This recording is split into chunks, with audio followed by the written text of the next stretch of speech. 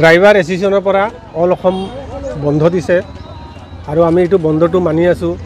কাৰণটো হ'ল কি, আজি চৰকাৰে ড্ৰাইভাৰবিলাকৰ ওপৰত যিটো আইন জাপি দিছে সেইটো আমি মানি নলওঁ। প্ৰথম কথা হ'ল কি, দ্বিতীয় কথা হ'ল কি, আজি বন্ধটো 48 ঘণ্টা বন্ধটো অল অসমে মানি আছে, কিন্তু আমি শান্তিপূৰ্ণভাৱে আমাৰ বকলীয়া এছ'চিয়েশ্যনৰ পৰা আমি বন্ধটোক মানি আছোঁ। কাৰণটো হ'ল কি, আজি চৰকাৰে যিটো আইন বনাইছে যে এজন ড্ৰাইভাৰে এক্সিডেণ্ট কৰাৰ পিছত 10 বছৰৰ জেল কাটিব লাগিব, 7 লাখ টকা ফাইন দিব লাগিব। গতিকে এইটো আমি মানি নলওঁ। কি কাৰণে মানি নলওঁ?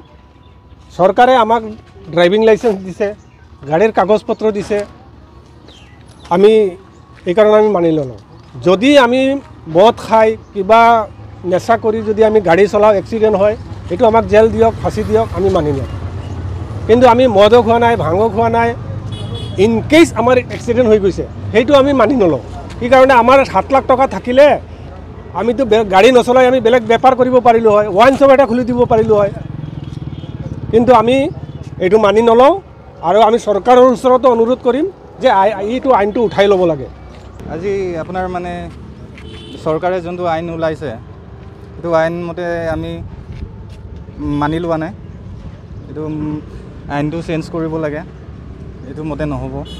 কাৰণ আমি দিন হাজিৰা কৰা নিচিনা হৈ আছে। আমি ভাড়া পাওঁ সেইকেইটা যদি ইমান টকা থাকিলে আমি এনেকৈ দিন হাজিৰা নকৰোঁ, সেইটোৱে আমি ভাল পোৱা নাই। চৰকাৰে আমি অনুৰোধ কৰিছোঁ এইটো আইনখন সলাই দিয়ক।